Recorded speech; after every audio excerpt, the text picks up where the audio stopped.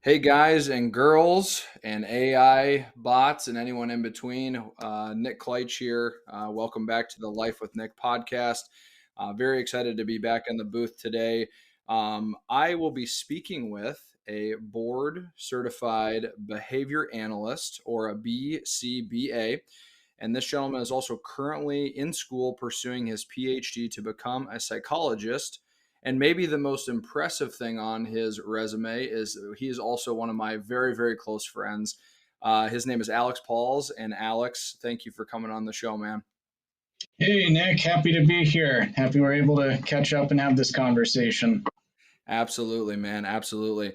So I think in the light of just kind of us getting some groundwork laid for the podcast, we knew each other in high school. We're very close friends there. In college, kind of pursued our own paths, and then just have been in contact, I would say, throughout that whole process. And then after school, I had gotten out and gotten into the workforce a little bit, and you had continued in school for obviously some big goals that you're coming after here. So we've known each other for a while, but I think what's always great at this time in our lives is getting to find some of the early immersion into one's career, if you will, and just kind of who is actually pursuing what they maybe said they were going to in college, or however the hell life kind of throws things at them. So if you wouldn't mind, could you maybe elaborate on what is being a board certified behavior analyst? Maybe a little precursor in terms of how you get there, and then obviously we'll come full circle with kind of where you are with the PhD. Yeah, no, that's a great question. Board certified behavior analyst is someone who practices applied behavior analysis, which is really just a scientific way of looking at one's behavior, as the name might suggest. A lot of the times, people might think of applied behavior analysis, or ABA, as being primarily associated for folks with autism or maybe some other kind of developmental disability, and using that to build skill and language acquisition and maybe shape some different behaviors, like if some might be problematic or whatever. Originally, ABA thought of as kind of application of these laboratory principles to problems of social significance. And so, how one gets there currently is you have to have at least a master's degree. You have to take a course sequence in applied behavior analysis, accrue 2,000 kind of practicum hours or supervised field experience hours, however you kind of want to slice it. And then you take an exam that about 2/3 of the people who take it pass on the first time. It gets progressively lower after that. And then you have your continuing ed units you have to get within a 2-year window as well. Gotcha. So, just comparatively speaking, what would be the average quote unquote success rate as it would pertain to people going through that program? And I know that this might be a poor kind of pillar of analogy, but obviously med school and some other things obviously have some really tough things that you need to surpass. Yeah, so I don't know that I don't know a ton about the med school pass rates, so I won't speak to that per se, but I know program to program, it does vary quite a bit as to what people's kind of first time pass rate is, and then just kind of the pass rate on the exam anyway. That's kind of a big marker of success, and something that programs, kind of might like to tout is, we have 90% or whatever first time pass rate or something to that effect. That can be a big draw to prospective students looking to get into the line of work. So at the University of Iowa, where I've done and I'm currently doing studies still, I was the first one through the program we started here to pass, and I also passed the first time. So currently we're at 100% down here. So No shit. That's yeah, awesome, man. I actually, for some reason, not to cut you off, I did not know that. I think you maybe have shared that, but it might have slipped my mind. yeah, no, it feels pretty good. Not gonna lie, I I wasn't the first person to start in the program, so I was also happy I was able to be the first to finish and get through it successfully as well. So. Beautiful. But I feel, and this for more so the viewers' sake that are listening in. So we did a lot of what I would say just good high school kind of weight training for our football team, and you and I were in a lot of those training sessions together. And additionally, I felt that our program was maybe to higher tiers than a lot of maybe associated schools in our conference. So long way of saying we went through some pretty intense workouts together.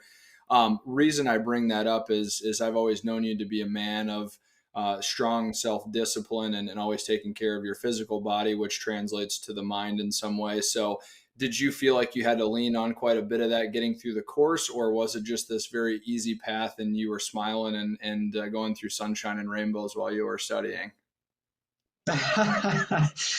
um, so I definitely had to lean on some of that discipline that we built, from that kind of foundational age and go from there. Certainly, part of that work, it's the clinical piece, your clinical work, those 2,000 hours. And, I really enjoyed working with the kids and the other clients that I, worked with and continue to work with, during this time as well. But yeah, I mean, the exam, it's hard. It's a high benchmark set for a reason. And so, you know, you have to put in a lot of work to demonstrate a breadth of knowledge across, kind of the whole of behavior analysis, right? That's fair. And so just kind of studying the minute stuff, and then also making sure, um, you were looking for maybe that trick wording that they use on tests, and kind of thinking, about how the designers think of something, even though, clinically it may not line up with what you would do in practice. So, yeah, I it wasn't all fun. I wish I could say it was, but it wasn't. Well, it's funny you it's funny you bring that up because I always thought that was one thing that was a little bit strange with those harder tests is that they never made it as maybe straightforward as it could be. There was always an interpretation of how the question was being asked for that extra level of cognitive dissonance, I suppose. I'm not sure if I used that terminology properly, but we're going to go with it. It's my podcast, so I can say whatever the hell I want, right? There you go. There you go. And I mean, I think, Huberman, he gets at this too with, his talk on dopamine and whatnot. But it's that once you learn to chase the effort, not necessarily the result, it can become, more reinforcing. And, as long as you don't kind of rest on that laurel once you get to it, you can set yourself up nicely for some success there. Absolutely. Well, and well earned to you, my friend, and obviously still currently in pursuit. So I did slightly sidetrack us, but I like to do that. And thankfully my ADHD brain can circle us back to where we were. So let's have you maybe go touch on lightly of where you are now in pursuit in terms of education and the PhD. And then I'll have another question as it pertains to, I mean, obviously the meat of the conversation here for the listeners will be in the behavior analysis part of it, but just another maybe ground laying brick before we get into the good stuff. Sure thing. So I actually like to joke with people that I'm really just an unemployed history teacher. So originally, when I graduated high school, all I wanted to do was be a football teacher and history coach somewhere. And over the course of my studies, the coaching aspect, maybe I didn't want to do as much anymore. I kind of wanted to look for opportunities to teach at the collegiate level, the post-secondary level. So when I was in my bachelor's program, my advisor there invited me to do a master's degree within history. So I did that. So I stayed an extra couple years at UNI. It was great. Got to hang out with my advisor. And then from there, my first job out of college was teaching at a juvenile detention center. I taught history, and then also a lot of the individuals there have a lot of emotional and behavioral disorders as well. So got pretty acquainted with the special education um, process there. So a lot of which, has a lot of different behavioral plans that you're working on with folks there. Stayed in that setting for about a year, and then an opportunity came up closer to where my wife grew up. And so moved to that area, and then I started teaching special ed for folks with intellectual and developmental disabilities at the high school level. A lot of folks there had a diagnosis of autism along with an intellectual disability. So I kind of got to learn tangentially about this behavior analysis thing. I went to a workshop and I thought, well, that's pretty cool. I'd like to learn more about that. Um, I was starting to get tired of the K-12 education system at that time as well. It's not uncommon. I think if any of your listeners are teachers, they would understand that feeling as well. So it's kind of looking to see if potentially there was any kind of exit strategy. My wife was in nursing school at that time. She actually came home from nursing school one day. She was some psych rotation. She was in an intellectual disability unit, and she's like, hey, so there are BCAAs working at the hospital. And I kind of had to chuckle and, branch chain amino acid, BCAA. And I was like, did you mean BCBA, honey? She's like, yeah, that's what it is. And so with that, I'd talked with someone at the University of Iowa just by happenstance that previous summer, and they were opening up this behavior analysis program, as well as a psychology program that had previously been closed. They were reopening that. And so I reached out to my contact there, applied, was accepted into the program, which was great. Bit scary though, because even though teachers may not make a lot of money, that's still kind of that is a full-time job and a career that I worked toward for 6 years at that point of education and kind of pivoting to something else.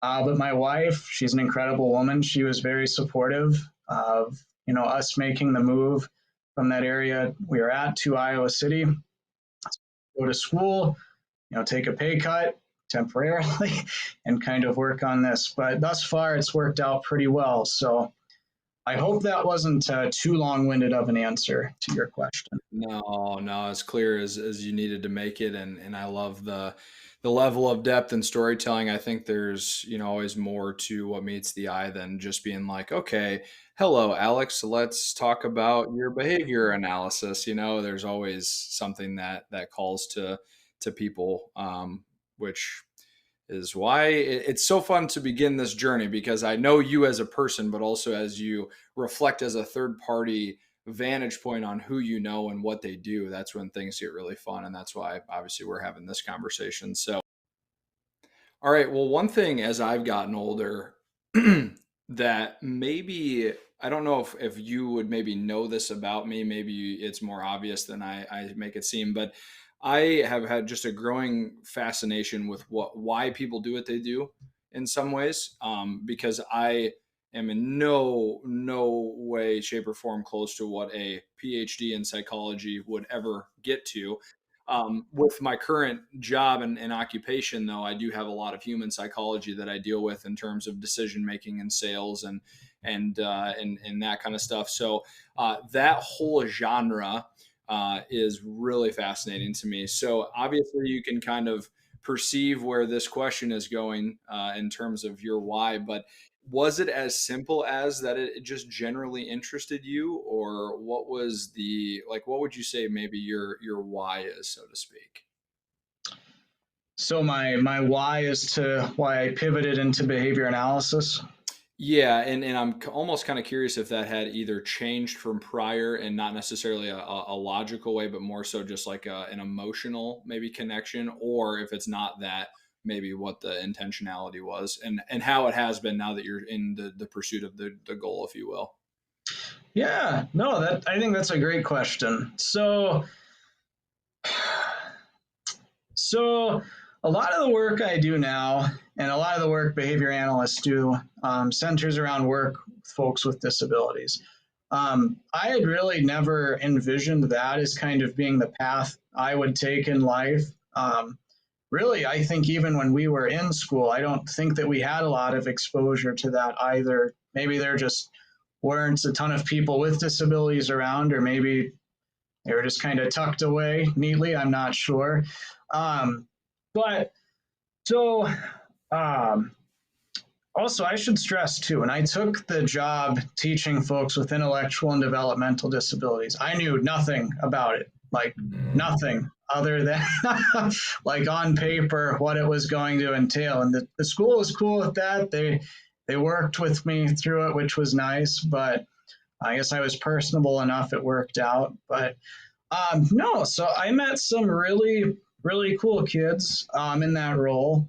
Hearts of Gold, the families too. They were, by and large, they were great people to work with. To help just lead happy, healthy lives the way we want any of our kids to do, or really any people to do. Um, there was a young man, though, I did work with who, in addition to his disabilities, he also had some pretty intense behavioral challenges. So, some aggression toward others, some self injury to himself, self biting, head to surface hitting, hand to head hitting, which that's never great to see. And one of the people I worked with through the school was a BCBA using these behavior analytic principles. And we were able to make a fairly significant change for this individual. And that really wowed me. And I thought that was cool. And then, as I'd mentioned, I was getting tired of the school system as well. So looking for maybe ways to get out of it. And then when I heard, Iowa was opening a program, and Iowa also has this clinic in the hospital where you can do this work, for a living and learn how to do it. I was all in on that, and I wanted to do that. And what keeps me coming back is, the work that I get to do with patients and their families on a daily basis. It's really awesome to see some of the positive changes that can be made. You'll get kids. So all behavior is communication. It's communicating for something. Whether you have a disability or don't have a disability, that is what behavior is. It is communication. And so, for some folks, they may not have some adaptive communicative abilities. Maybe they don't have vocal speech. Maybe developmentally, they're, at a place where they haven't progressed to learn how to communicate for something. And so they might hit, they might throw things, they might hurt themselves. And so, if we can use these strategies to figure out why that's happening, and then in turn, incorporate things to help them, communicate appropriately and stop, hurting others, hurting themselves, breaking things. That's pretty cool. And that's not really to cool, I say, would say. yeah. And so just seeing the power of that happen in real time, and then just hearing, from families over and over again that it was helpful. That's pretty cool. And I just, as a caveat too, I wish I could say we have a 100% success rate every time. We don't. I wish we did, but we don't. And that's the stuff that keeps me coming back and keeps me doing research, so that way I can find ways to get better and help more kids. Very, very good, man. And you naturally bridged us into exactly where I wanted to go. But there's one other thing I wanted to ask as you had brought that up before we get there.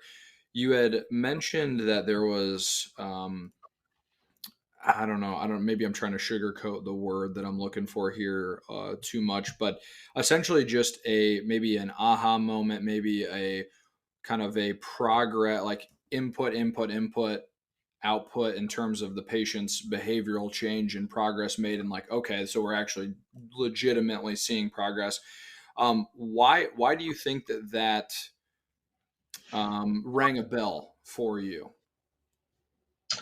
Yeah. So one of the things, kind of with the behavior analytic approach to psychology, and I guess maybe the world, if you're thinking like a behavior analyst, is kind of this idea that it's our environments that shape and control our behavior.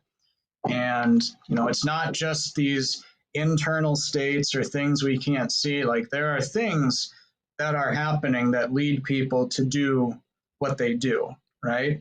And so I'll probably make a lot of, references to kids or whatever, because that's what I'm most familiar with. Please But, do, man. Please do. if, a kid is engaging in some kind of behavior, and you're attending to it every time, you're giving it attention, whether it's, what we might think of as positive attention, like, oh, that's cool or whatever, or if you're yelling at them, and they keep doing it, that's still attention you're giving to them. And if they keep doing it, you're reinforcing that. And so maybe that's not an overgeneralized example, but or if like you ask a kid to do something, you present a demand to them, and they hit you or break something or whatever, and you send them away. Think, I showed them, but if they're not doing the task, then you're also showing them. Well, you exhibit this behavior and you get out of the task. And what's very satisfying to me, well, maybe satisfying isn't the right word. What I can appreciate about being a behavior analyst and kind of doing my assessments with children and their families is looking at, what exactly is going on in the environment, and then taking that data and then being able to show families, school teams, caretakers, whoever, that you know when this happens within their environment, they exhibit this behavior consistently, and this is why it's happening. And then based on this, these are some suggestions we have, and then practicing those with the family. So Fabulous. kind of, if you thinking analytically, that is a very satisfying part of this approach for me. Well, and just to give the listeners perspective, you're a very deeply caring man. You've been through a lot, and you have a very large heart to taking care of people, just in your nature. So to be able to find that sweet spot, and then to add in some of the analytical data behind it, it's quite a bulletproof solution, I guess, approach.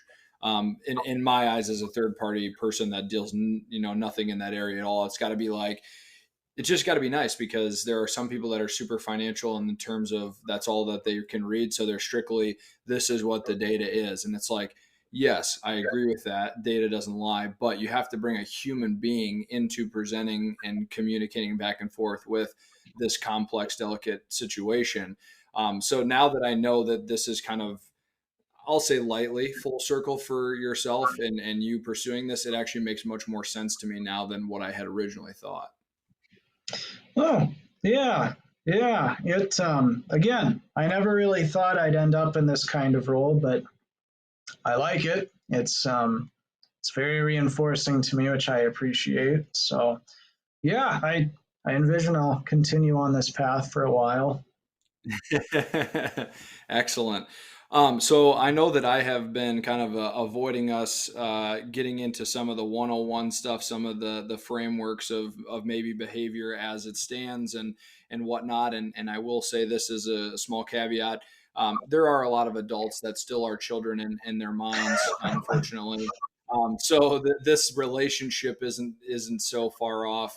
And I also say that maybe in a nicer tone, to say that our biological wiring, is relatively the same. So just because we're talking about the behavior of a child that may even have some impairments, there's still some basic things here that need to be addressed for the people listening to this. So we're going to maybe pitch this, or I'm going to pitch this to you, Alex, in a way of kind of Huberman style, of you being able to educate these folks on just some of maybe the 101 stuff. So if you had to just kind of describe behavior, 101, you kind of touched on it a little bit about basic communication. Could you just maybe give us a very high level of just some of that stuff? And honestly, feel free to run with this as you deem fit. I'll try to maybe be the parameters around things, but I just wanted to really strike the bullseye and give you a chance to really talk on some of those principles and some of those things that you're maybe studying on a day-to-day basis. Sure. So actually, as I initially, something that kind of comes to mind um, before even getting to that is, these behavior analytic principles, again, though they're primarily used with children and children with disabilities at that, it's kind of unfortunate that it's more recently kind of been siloed and thought of that way, because they're within. So if you think of psychology as this broad umbrella, right, with behavior analysis being part of that, there's many different parts of behavior analysis or the study of behavior as well. And so actually, kind of, within the business world, there's actually a part of behavior analysis that's called organizational and behavioral management, or OBM, sometimes thought of too as industrial and organizational psychology, which, again, they might not exactly use the same words, but they're still using the same principles there, just within business settings, as they're looking at, these different things that, might make people kind of tick and perform better, or what, makes them perform worse, So if you think of, feedback from a boss, is it any kind of feedback that matters? If they're kind of maybe harsher with their feedback, if it's on a certain ratio or interval schedule, does that matter? If you are offered certain tangible incentives for doing work within a time frame, if you complete a certain amount of tasks or a certain amount of work within a certain time frame, if something falls away or you get an extra vacation day, does that lead to increased output? I've seen things too where people look at if certain music is played in certain settings in like a major or minor key, what effect does that have upon performance? So yeah, I mean, you can really get as granular as you want to get, kind of within the study of that behavior. But yeah, again, and I apologies if I'm going back to what I said at the beginning. I don't know if I said this or not, but really all applied behavior analysis is just taking those Skinnerian principles, so Psychology 101, V.F. Skinner, Ivan Pavlov, there's those laboratory behavior analysis principles, and then thinking of any kind of problem of social significance and applying it to that. That in a maybe not so small nutshell is what it is. I know that actually, as you're saying this, Alex, this might be even redundant for myself, but one thing that has really been interesting to me that I find like a huge piece of the pie that not a lot of people are talking about is like, why is it relevant to know this information? And that might come off in a way that's a little bit maybe strange or whatnot, but it's like, we are humans, so why would we not want to know how we behave, even if we're taking it to maybe a small degree to your world of the silo of disability? So I'll let you run with that a little bit, if you will. Yeah, exactly. And I mean, really, for the longest time, it wasn't just done with folks with disabilities. A lot of the, early lab studies just looked at behavior kind of broadly. And then what you see with some of these early practitioners is, behaviorism, it wasn't necessarily broadly accepted by the psychological community. Initially, there was some pushback there. And so, you want to go to where you're able to get some jobs, right? And so what actually ends up happening is a lot of these folks, they end up working in hospitals, and specifically like psychiatric wards, because at that time, that's where a lot of the folks with disabilities, not necessarily psychiatric illnesses, but like also developmental disabilities would be housed, and they'd be put away there. This is like pre-Bobby Kennedy going to that mental hospital and showing it on TV. But anyway, I digress. But so that's where, they started doing kind of some of their applied work outside of the laboratory. And then, they saw these huge improvements for folks with disabilities. And, they're able to start leading happier lives, healthier lives, able to move out of these units, able to move back into the community. And so initially, behavior analysts were kind of rock stars within the disability community. More recently, within the autism community, we're not necessarily seen that way, but some good, some bad, right? So we take what we can get. Well, and we're in your specific niche, let's say, the amount of patience and any progress at all has to be sought out as a victory in the grander schemes. I mean, if you can improve, this is probably not the right way to say it, so please feel free to correct me.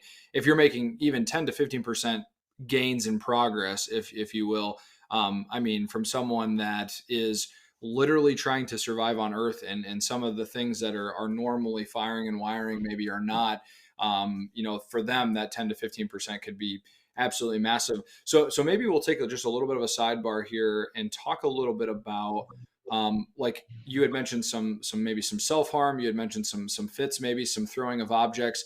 Could you talk a little bit on that? What's maybe happening there? What are you seeing in your eyes trying to correct? Please, again, run with that, and as you will. Sure. So yeah, the clinic I work in, we see individuals who exhibit severe and challenging behavior. So, aggression, destruction, self-injury. And by that, I mean, not like suicidal self-injury and like cutting, but more things like head to surface hitting, hand to head hitting, object to head hitting, self-biting, those types of things. So one of the things I will say is a lot of folks, because some of these behaviors, actually a lot of the times these behaviors are happening within the context of tantrums or emotional outbursts, they can get very hung up on the topographies and the intensities of the behavior, instead of maybe, whereas I am more thinking about, okay, so what's happening right before this behavior occurs, during it, how are we responding, and then after it's done, what's going on there. So even just to use an example that I would imagine most of us have probably seen, right, is if you see an individual at a store, probably a child, maybe they're hounding their parent for something that they want, right? And then they, start throwing a tantrum if they're told no. Tantrum increases in intensity. Maybe there's some hitting, maybe things are getting thrown. Maybe eventually a kid hits their head on something, they get what they want. Right there, we just taught the kid that no doesn't mean no, and these behaviors, not asking appropriately, are what get me what I want in these situations. And it also might show them, the longer the parent holds out, but then eventually gives in, the kid has to take their behavior to higher and higher levels of intensity, or go for longer and longer to get what they want, or to get something even bigger offered, right? Because a lot of the times too, especially in cases of self-injury, you'll see folks kind of rush in, not only with maybe something that was initially offered, but something like extra special too that wasn't offered before. And so kids thinking, all right, this is pretty sweet, right? I just do this and I get all of this stuff. So yeah, that's, and again, I recognize I'm painting with a broad brush here, but I think, most folks, they're kind of focusing topographically on the behavior. I'm more looking at, the antecedents, what's going on before, and then the consequences, what's going on afterward. But I think we've approached some gold in some sense with where you were headed with that, because I think if you're an everyday person, like who comes on the podcast, I don't think that this is maybe talked about at all, if at all, with your friend groups or your social circles, which is why I obviously wanted to bring you on and talk outside of just catching up on some other things. But can we maybe expand on that, maybe reinforcement pattern a little bit? Because I think one thing that was intriguing to me and hopefully to folks listening is that I wouldn't think if you prolonged and then caved in, how that would actually kind of be worse almost. Because I would think that the more that you would hold off, maybe they would diffuse or maybe, turn their eye to something different. But I don't know if you're able to maybe cover either the biology of that or even just in your natural observation. But I think that's actually a really good tactical piece of information that people should consider. Yeah.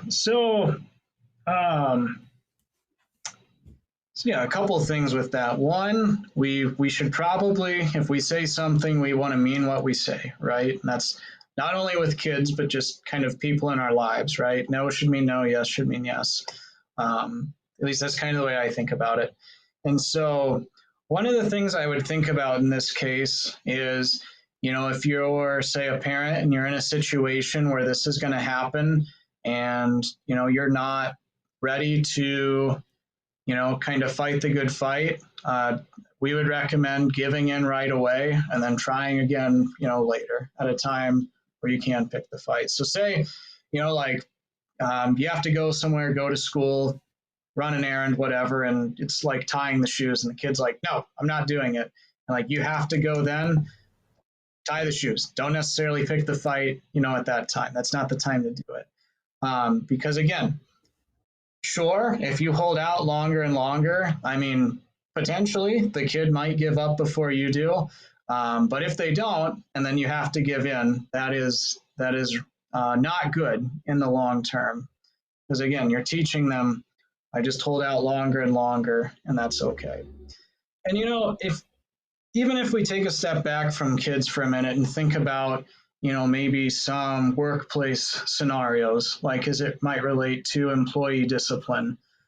Um, yeah, we'll go on the discipline side because that's an easier analogy for me. But if you're supposed to be to work at a certain time every day, and then you start showing up, later every day, and then nothing is done initially, right? It's just kind of, you let it go, you let it go, you let it go. Well, when you finally address it, it's going to be a lot harder to kind of have that sudden change made at that point, because you have this long period of being able to, not show up on time, be late, and you get away with it. There are no aversive consequences for that. And so, the longer you kind of have that reinforcement history, we would say, of, being able to continue that behavior without an aversive consequence coming in to stop that, you're going to continue to do that thing. And so, it might not have been as clean of an analogy as I wanted to make, but that was kind of what came to me off the top of my head.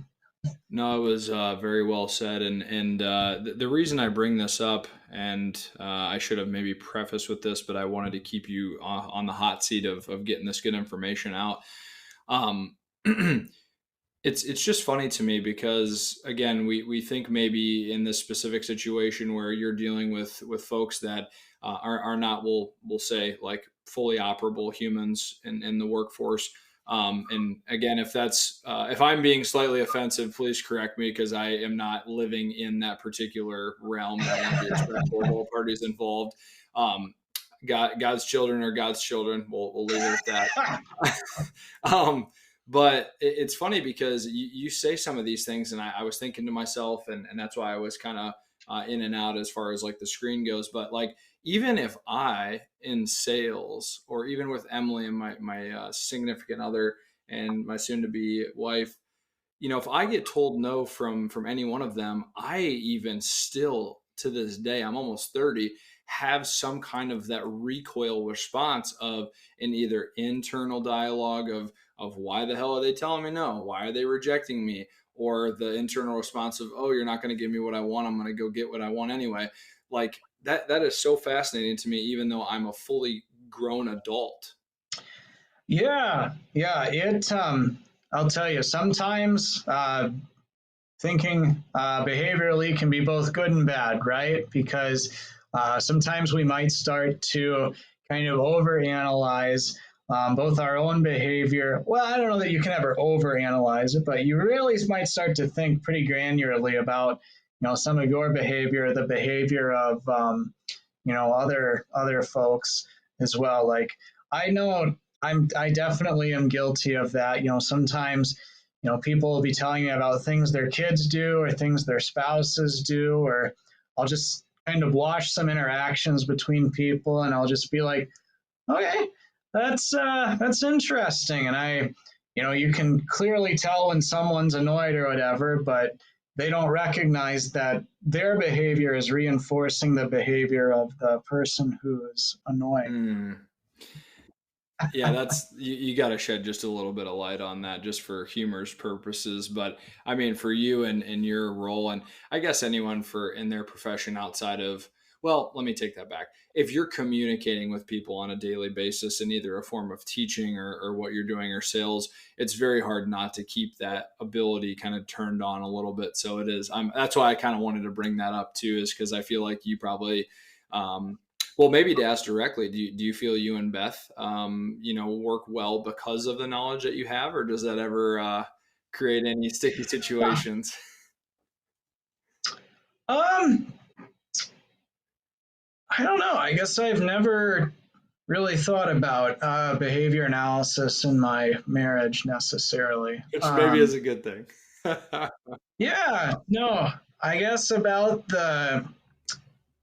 the only thing that kind of comes to mind is, so in behavior analysis, we have what's called the operant language, which is really just using a bunch of made up words that don't mean anything outside of behavior analysis. But I guess sometimes Beth, my wife, she'll maybe try to use some of those terms she's heard me use, and they're not used correctly. And sometimes they might be used in the exact opposite of the thing that they mean. And so that can be quite funny to me, though she doesn't necessarily find it amusing. Of course. But no, other than that, I guess I have not really thought too much about that.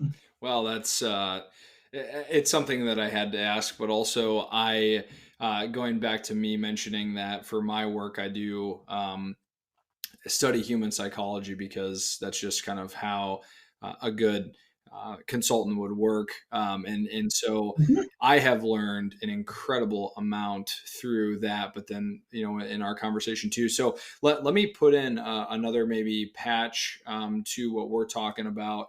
And then we could potentially kind of get to the next topic of conversation because we were going to cover a handful here on the podcast. Sure. So one of the most pivotal books that I've ever read in my entire life was The Power of Habit by Charles Duhigg.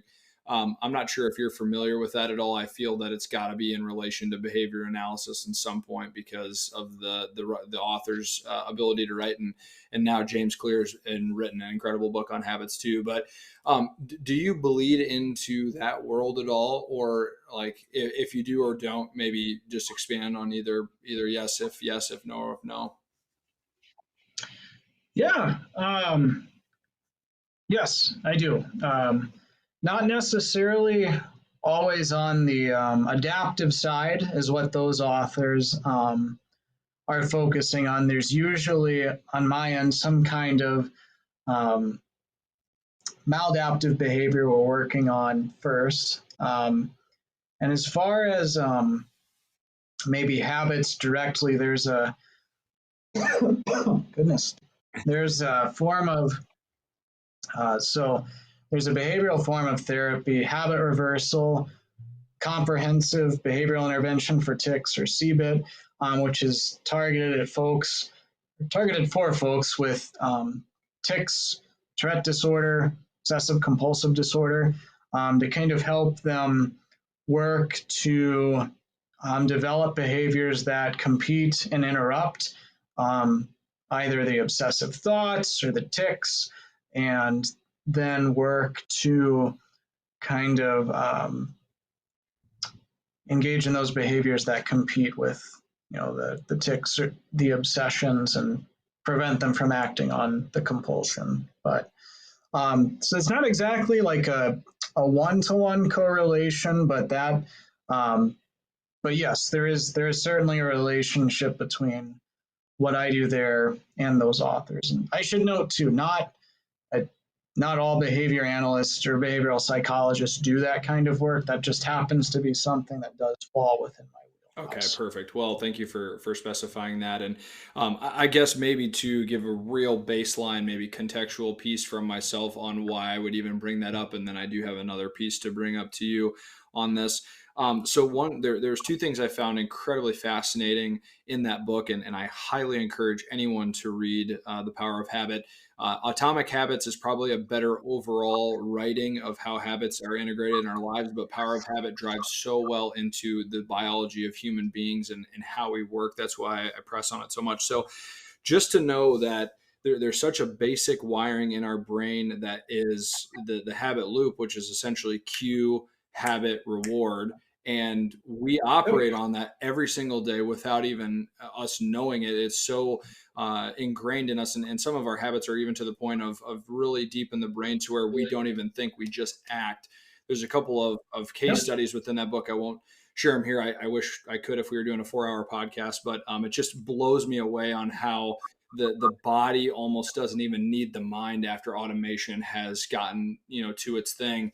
And then the other part of that I was going to bring up is that he does talk about environment and how there are certain signals that we can get from our environment that may even subconsciously turn our brain on to go do these things. So if you have anything to add there, I'd love for you to, Alex. Yeah, I mean, the kind of analogy you gave there, the whatever cue, blah, that that makes me think of, the antecedent behavior consequence framework that, I kind of operate in. But exact same thing, the three, that three contingency thing for behaviors. And yeah, I mean, it's really, as both those books, they talk about, making those micro changes to begin with, get that momentum going, and then that can lead to bigger and bigger changes, which that is what it's all about. You build that momentum, get that reinforcement early, get those wins, and that'll keep going. And then, yeah, I mean, the environment, that's important as well. I mean, it's all about using, different stimuli signal different things to us, right? That sometimes that can be, a source of, kind of reinforcement and pleasure. Other stimuli might be, kind of signals for punishment or, aversive things that we might not want. But yeah, I mean, that's exactly right. Like, yeah. Well, and I bring this up too because I want people that are listening to also like dig into this topic and learn a little bit, because I mean, I obviously don't have the credentials to be speaking on this. I'm just an everyday person who reads a lot. But Alex, on the other hand, actually has some paperwork, and we'll get some further paperwork on some of this being studied in real time. So at least that gives you a little bit of credibility to teach, which I think is great. But last question on this, Alex, and I want to maybe cover two different layers, so I won't ask them at the same time. I'll go one and one. In Sure. general, for behavior analysis, what's maybe a one or two common misconceptions about the field itself? Or maybe if there is somebody that doesn't maybe believe in it, or kind of maybe where I'm going with this, just a devil's advocate maybe viewpoint on what you do. Sure. So sometimes, especially more recently, kind of within the autism rights movement, is they sometimes behavior analysts are portrayed as forcing change upon people, or kind of forcing normalization onto people who may not want it. Mm-hmm. And I don't want to. Some of that, yes, has happened in the past by some bad actors, and sadly, I'm sure there are still some behavior analysts even today. Probably at some kind of shoddy for-profit clinics, kind of working on that stuff as well, not maybe working with families, with stakeholders to implement, you know, implement the science appropriately to affect change that's going to be positive for the child or client, if it's not a child, and the family, and kind of incorporate them into that goal making stage rather than just kind of forcing folks to be a certain way or whatnot. So that's kind of one that's probably the most prevalent that I hear. Um, so yeah. Interesting. I'm processing that as you are kind of sharing it out, and I guess from my world, if I may, so I think that what I have found is that most people subconsciously desire. Um, let me pause for just 1 second to think on how I want to articulate this specifically, because I don't want to misspeak and someone's like, "Oh, I'm listening to this podcast, and here Nick is trying to tell us how things operate in the world." Again, it is my podcast. You can go make your own podcast, but this is my own interpretation of things. um, but a lot of people subconsciously, if the consultant or the salesperson is actually doing their job properly, desire someone to help them make decisions and help lead them. The very rare few people do know how to both decide for themselves and lead themselves. And so my response to maybe someone that has that viewpoint that you had just mentioned is that if there was nothing done on the other side of the spectrum, how either much worse could it have gotten, or it takes leadership and courage to step in to think of these non-traditional meditative ways of trying to truly change behavior. So if that gets you interested to run with anything, feel free to. But I can see where yes, that is an objection, but also it takes so much of a human being done properly to actually help these people make those 10 to 15% changes over time. And so I applaud people that are always in those positions. But yeah, of course, every industry is going to have terrible people that work within it. Finance, and medical, and really anything. There could be bad apples everywhere. Yeah, I mean, I guess probably maybe a better way to put it, and again, painting with the broader brush, but maybe it gets the point better across better, is that, behavior analysts are sometimes thought of as these, puppet masters, kind of, the Wizard of Oz behind the curtain, trying to pull the strings for the behavior change that we want. And that's, I just don't think that's the case. Potentially back in the early days, maybe with a select few, but that I just don't find that to be the case in the modern day. That's fair. Well, and I suppose now you guys have maybe a plethora of positive resources to help let you stand on your own 2 feet, and for you particularly have literal data that says, okay, I know what you think might be the case, but I have this set of data for why it would improve the situation. But that may not be here nor there. I don't know. Yeah, I mean, database decisions are very helpful to make and have that to lean on. Whereas, maybe other folks in other fields don't have that. I do have that to lean back on. So Yeah, because in selling, oftentimes you can throw data in there, I think, when it comes to negotiation and some of that stuff. But at the end of the day, what it comes down to is trust. And if they don't trust you, it doesn't matter what you tell them. They're gonna be like, okay, this fucker does not want me to. They're just trying to sell me, which that is why we're not relating and comparing and contrasting the two fields of sales and behavior analytics, even though they're analysis as we talked about. But any final thoughts before we move on to the next topic of conversation? Yeah, I guess I would just tack on and maybe just amend a little bit the statement. I think, between sales and behavior analysis, at least in my world, there's usually between the two groups, there's some kind of problem that someone has that they're coming to you with. And then it's, a key part is that, that kind of rapport building, between the two parties and making sure that, very clearly you've defined, what the end goal is for both people. And then, either you as the salesman, me as the behavior analyst, kind of using our expertise in our respective domains to make sure that for the client, for the potential sale, person buying, whatever, I don't know what your terminology is, but we'll roll with it. To make sure that they get delivered to them what they wanted in the end, and making sure that, throughout the process, just in constant communication with them. So, yeah, but no, I think you're right.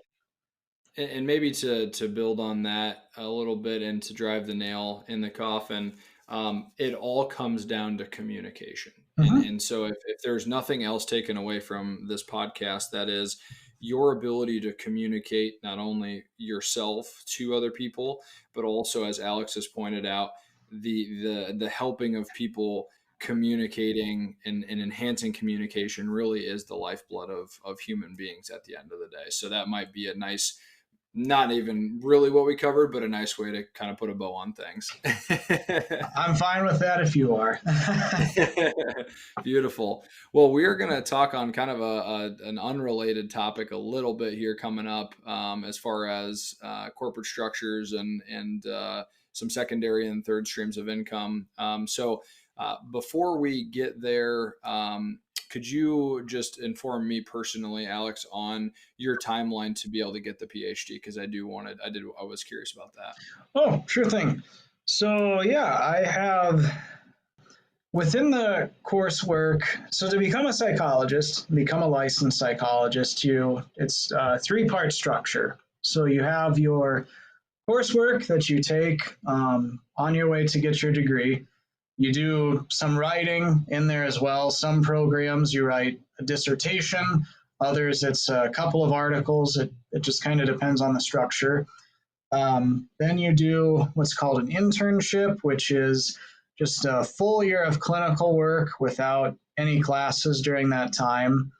Upon successful completion of your coursework, your writing piece, and your internship, you're awarded your PhD, your doctoral degree. At that point, then, to become licensed or license eligible, you usually do what's called a postdoc.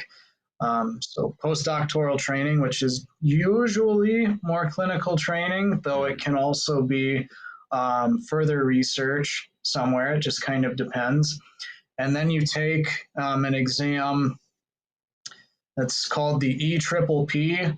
It's the psychology licensing exam. I could not tell you what that acronym stands for because I've always just heard it referred to as that way. So so if you do all those things, then you can be a licensed psychologist. So and two, this is just a pet peeve of mine, but just making sure folks understand, just because someone does graduate with a PhD in psychology, it does not mean they are a psychologist. To do that, again, you have to pass the EPPP, much like what you see with law school. Just because you have your JD, until you pass the bar, you are not a lawyer. It's always like I always have a little bit of respect, but also find that humorous for those that are in that field, because I'm sure there is, and I'm not saying this to you, of course, much ego to go around to know who has actually passed the real shit and who hasn't. Right. And I guess I don't want to diminish, going through a program, getting your doctorate, that is generally an impressive feat that people should be proud of. But yes, just a little more beyond that to become licensed. Well, and I make that remark too because if you're able to and go on the path that you are and to actually go through and receive it and complete it, it's just that much more work, right? I mean, it's just that an next layer of dedication and time commitment, and we don't want to downplay that because what is earned is what is earned, and that might be a whole nother topic of conversation in another podcast we might do about willpower and how to get through that process. But anyway, thank you for elaborating on that, Alex. And maybe just to ask this in the same question in a different way, do you have a estimated month and year in which that will be complete? Oh yeah, I got a little. Sorry to really drive in, but I'm also taking some notes here a little bit so we can pop some champagne when that's completed. No, that's fair. Yes, I got a little long-winded in my answer. So if we 25, 26. So May of 26, I should have graduated with my doctorate degree at that point, and then postdocs, they can kind of range from 1 to 2 years.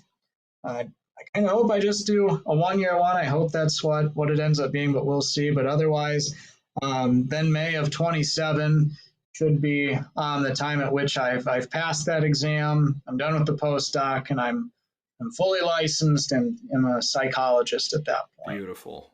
Beautiful. Well, I not only as a friend support your journey with being able to do that, but as someone that just really appreciates learning from someone that has that skill set. I think it's just so fascinating, and I applaud you for taking the time and effort to not only speak to us today, but also just to continue to pursue that journey because this will not be the last podcast that we ever do.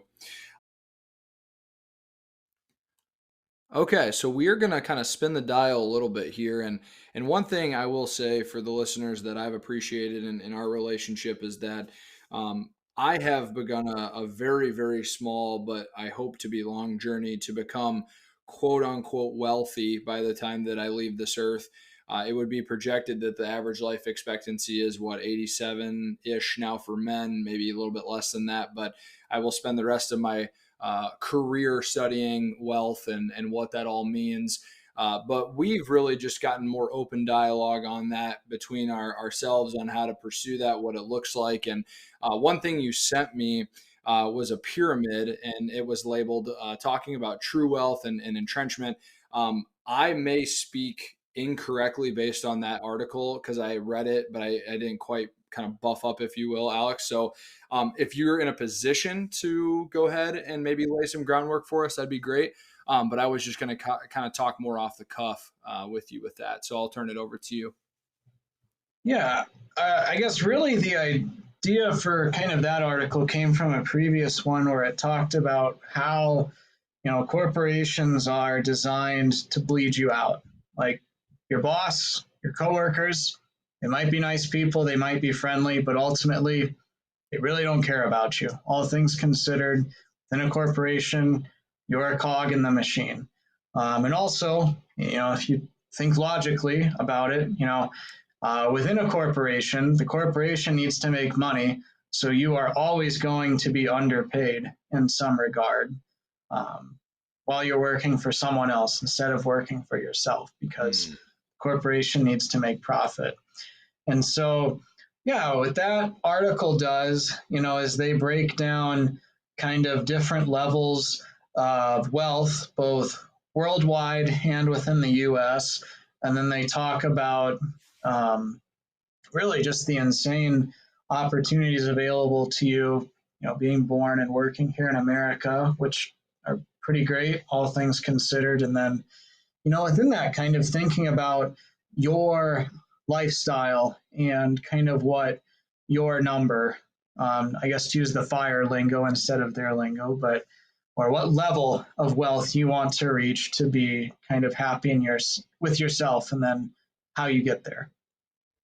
Beautiful. Couldn't have said it better myself. One thing that jumped out to me, and I will speak honestly, just because that's who I am as a person, but So my first couple years, so yeah, when I was just kind of entering the workforce, I started off with life insurance, and the concept there is the company will pay you a commission on life insurance policies sold, and then there is a renewal fee for all policies that you do sell. And kind of the notion behind that career path is you wanted to build up a book of business to where you had so many policies where you would be kind of contributed that money without working because the policies would be in act. Plus, you'd get commission on anything that is earned. And I utterly failed in that career, if I'm being honest. It was very educational, but I learned very quickly that I didn't have other means to support me. And then I had some other agents that I talked to at the time, and they had really all their debts covered and other streams of income before they did this. And so that kind of gave them the freedom.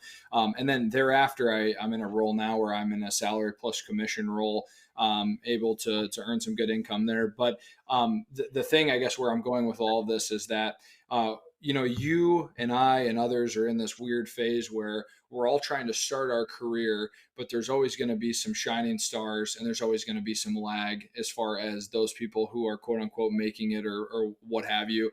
But yet this chart essentially was telling us that I believe 34%, was it 34% are between 10,000 and 100,000, or is it saying that 13.6% on the right side? My apologies. I may be butchering this for someone that does not have the triangle. Yep. But yeah, no, I guess as I look at it though, basically, um, so okay, they're showing this within like the global sense. So taking a global perspective, if you're yeah, so okay, this makes more sense now. So within a global perspective, if you're within that 10,000 to $100,000 US dollar range, you're sitting pretty well on the second block up from the pyramid. You get to that six figure and above, pretty gosh darn good, and then above 1 million, you're in the top 1.1% of wealth in the world. They control, looks like they say 45.8% of the wealth. So not bad.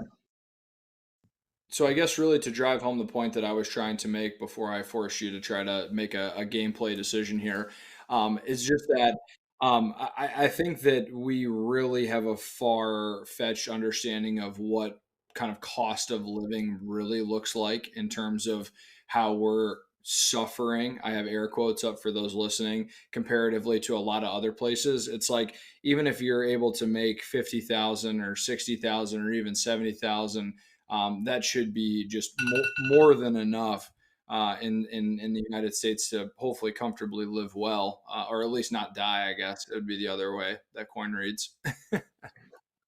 Yeah, I think, I mean, certainly, inflation is real and, it is more expensive to live here and it's not like a ride in the park. But I think what this is getting at is, within the US, even though things aren't fabulous, certainly you're better off than places elsewhere in the world, but also the social mobility opportunities here.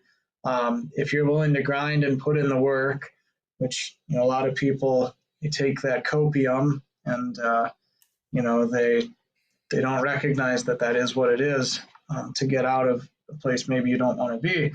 Um, that you can get to a pretty awesome place if you just keep at it. Well, keep at it, and also trying to understand what the difference is between a need and a want. And I think I've probably gone through much more of a journey there the last couple of years of just truly asking like what would I truly need to survive versus what is luxury. And it's hard for me, or it was hard for me answering that because I going back to kind of the psychology side of things. And this is kind of why I wanted to tie the two together, because in some ways the psychology and behavior it bleeds into all these other areas for working out, for financials, and for other things.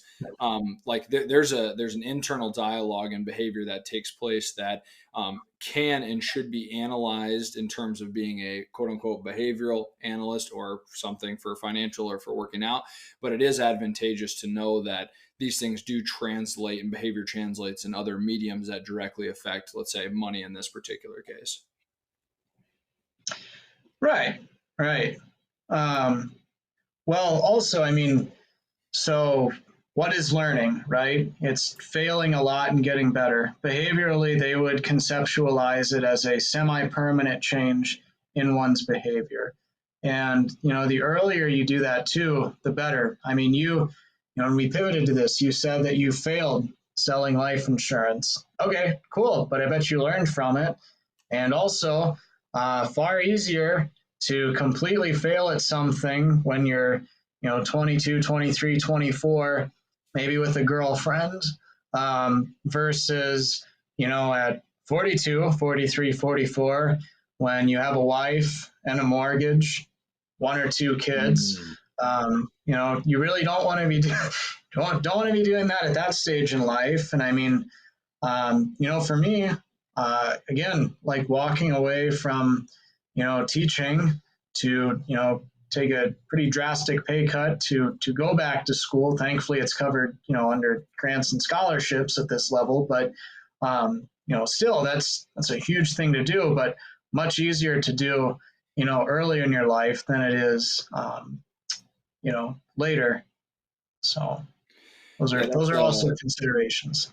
Yeah, thank you for expanding on that a little bit, because sometimes I personally beat myself up where I'm like, okay, you don't have it all figured out, but then it's also like, how could you have it all figured out? Is the recent conversation me and Emily have been having of like, you're only 28, 29. It'd be impossible for you to think that you'd have a decade worth of progress when half of that decade was spent in college, where absolutely no learning, unfortunately, was taking place, and then it also kind of gives me motivation for the future to get into some of that stuff. But maybe let me just ask this to you personally, and this will more so come off of the, I believe, account that you follow in Bowtie. And I might not even be naming that correctly, so please adjust me. So what has been your, will not say side hustle, I don't like that buzzword, but what have been some considerations that you've seen just in terms of secondary, thirdary income ideas or income things that you've either learned about or seen? I know that Amazon drop shipping is one thing, but if you want to run with that for a little bit too, I'd be curious to maybe learn what you've seen. Sure. So the publication, it's Bowtie Bowl. It's available to read. If anyone wants to Google it, you can read that. They have paid posts and free posts. I think it's good. But yeah, one of the things that they really hammer, is this idea that you need more than one stream of income, more than your W-2. You need to have something else. And, some of the best ways to do that is starting some kind of small business. Many ideas for that, whether it's, e-commerce, where it's selling whatever widgets made in China are really hot at that point. With your margins, you're probably not going to be able to do that within the USA. Sorry to say right now. Sometimes it's, that Amazon, that arbitrage, FBA, fulfilled by Amazon model, just buying and reselling things there. Folks do that. Starting small businesses, some people do that within, kind of maybe a skill or niche they've learned from their W-2 that they flip over kind of into some side work. Some people do things entirely different. And then, of course, there is real estate as well. That's what do they say about land, right? God isn't making any more of it, so that's good to have. I mean, I won't give away kind of, and I am not a wealthy man yet. I hope to be someday. But I'm working on. I won't give away everything, but yeah, definitely more so high level strategy. We'll just stay there, maybe not into your inner workings. yeah, I mean, one of the things I mentioned, I think at the beginning, is that that BCBA exam. That's a hard thing to pass. Well, it's hard. It's not insurmountable. I would say appropriately challenging. But folks, they kind of struggle with that. So, if you think about, okay, so what's a pain point in the market that needs solved? Okay, people want to pass this exam. They're willing to give people money to do it. So, something, I look to do there is offer, a guide, as well as, individual one-on-one kind of study time to do that, in exchange for money. People pay me money. I help them with that. Ultimately, that's not necessarily the most efficient because time is also a finite resource. So eventually getting to some point where I can work into other things that, and all things require work. Nothing is totally hands off, but things that can be more self-generating, that I don't necessarily have to trade so much time for money all the time. That's what I'm looking to pivot towards, and I have some ideas for that, but again, not giving away all the good stuff. Yeah, you need to hold that tight to the chest, just because I think that there is a passing of the torch that every man and woman probably get to in their, let's say, 50s, maybe plus to 60s, where they're in a position to kind of not reveal the secret, so to speak, but just really kind of give to the youth and those younger folks that are trying to arise up the levels. And we're still part of the former group of arising into those levels. So we'll need to battle test some things and stay discreet and work hard there. But I'll speak openly on just a little bit of what I've maybe seen out there too. And this stems from a place of an article you sent me on this particular company maybe, or individual. And again, I'm so sorry for not having more information there, but the reason why it's pivotal to have multiple streams of income, or look to do that, is because we're talking about prevent defense here, in the sense of, if you do get fired, you have other things that are going to provide you at least some kind of survival mechanism for, let's say, 6 to 8 months if you need it. Or if you're really diligent, you can use those as just simple add-ons to the grander picture. And generally, these are things that you're either really good at or you enjoy doing. And so that's why it's a nice combination, or 1-2 punch, because if you've ever been around anyone that's gotten laid off from their W-2 and they've worked there for a long time, or not even that long, it can be a real punch to the budget, which can really fuck up your emotional and mental health. So that's why I wanted to open that dialogue with you, Alex, to just talk about some of these concepts. YouTube is something that I've looked into, real estate, obviously. There's a million different options you can choose, but just the consideration of why it's pivotal to do that, I think, is something that more 20-somethings need to be considering.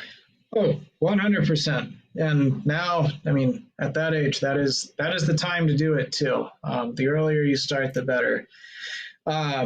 And I mean, people may not necessarily want to hear this, and it's not profound either, but it's going, more likely than not, it's going to come through, work, a lot of hard work.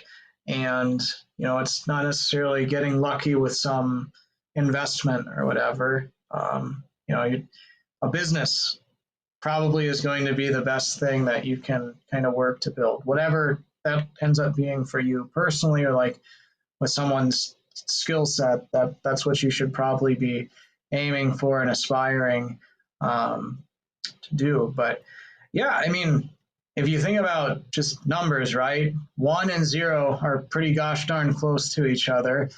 So, if you can build up to 2, 3, 4, kind of income streams or whatever, especially like at an earlier age, that's good. And initially it might not be glamorous, but, there's, again, initially you might be doing extra things where you're still trading time for money, like, door dashing or doing different kind of odd jobs or whatever it might be, until you kind of look to build up that nest egg and pivot into something else. But, you should do that. And, again, this was a hard lesson for me to learn. I'd mentioned, wanting to get out of the school system, and pivot into something else. I wasn't on the verge of getting fired or anything. I was just deeply unhappy kind of with, the way things were going there. And I didn't want to keep doing it, but because, I didn't have any other kind of outlet initially, thankfully, kind of, those God is real moments when grad school became a real option for me. That was great. But, not everyone has that. Not everyone has the opportunity or the spouse who's willing to support them. But, my goodness, you don't necessarily want to be in that position to where you're forced to do something that's absolutely miserable without any kind of exit strategy. That's just not the way to do things. And that's not me saying Yeah. chase your passion in lieu of money, but there has to be some kind of appropriate balance there. Well, and I will say, and we can use this to kind of round out the podcast, is you introduced that to me in a sense, and I think it was more of a both your great teaching, of course, got to give you credit for that, but also the timing and the maturity level to have that recognition right now, to at least have the energy and the creativeness to go out and attempt some things, or at least always kind of find and pick away at what you can do there, because really, again, you don't want to allow that to be kicked to the side, and then when real shit hits the fan, I don't want to say that anyone would go homeless, obviously, but if you don't take care of your due diligence, it can be real scary. Like you said, you can feel trapped. And thankfully, we are here in the U.S., which I would say, even in worst case situations, are probably better than a lot of other places, as we saw on the graph.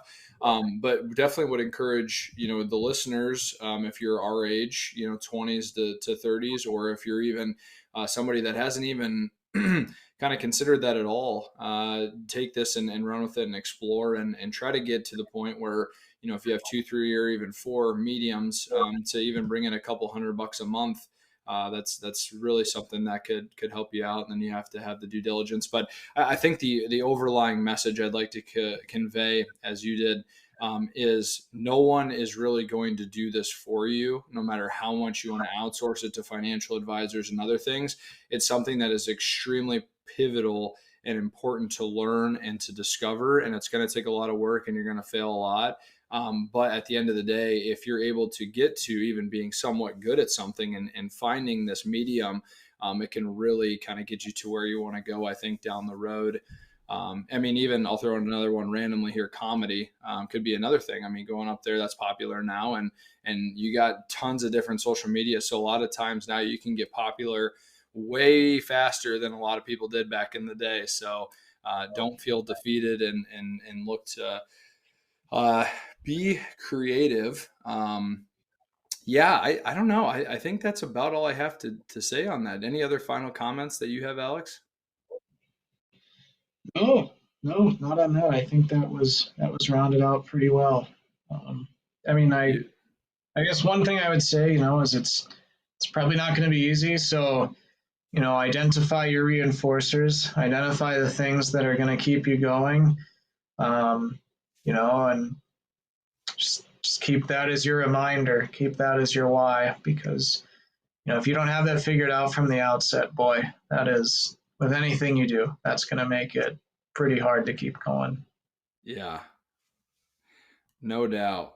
Well, my friend, it has been both educational and also enjoyable to catch up with you. This will be the first of many podcasts that we'll do. And I'm going to speak this into existence, so I'm slightly holding you accountable. But we will definitely have another one at the very least, to celebrate one, if not both, of these pathway victories that are in your sights. Before we finally get the podcast wrapped up, any other comments, concerns, thoughts, fun things that have happened to you? If not, we can round out Life with Nick.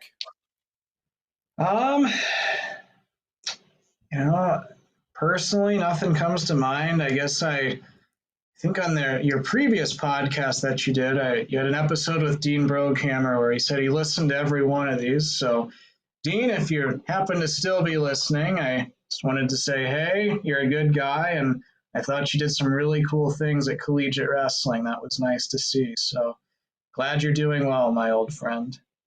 Oh, Fabulous, fabulous. I'm glad to have you shout him out. It was what Alex is referring to as a former podcast that we had, and Dean will likely make another appearance on this one too. But yeah, we'll get him shouted out, and I appreciate you thinking of him. And for the viewers out there, I hope you learned something and were entertained. And honestly, we'll get it wrapped up. Until next time, guys. Thanks, and girls as well. Thanks, and AI bots. Thanks as well.